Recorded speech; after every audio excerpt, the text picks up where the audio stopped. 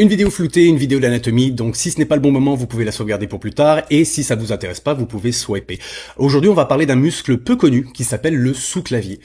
Donc comme vous pouvez deviner,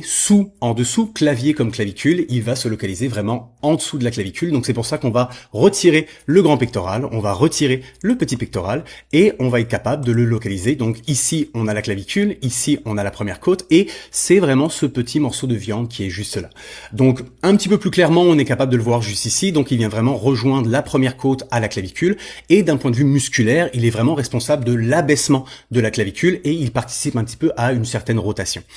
D'un point de vue fonctionnement, la façon dont je l'enseigne dans mes classes d'anatomie, c'est qu'il agit un petit peu plus comme un ligament actif. C'est-à-dire que pour maintenir la clavicule vraiment abaissée, on a des muscles beaucoup plus forts qui, indirectement, en maintenant le bras vers le bas ou la scapula vers le bas, donc comme petit pectoral, grand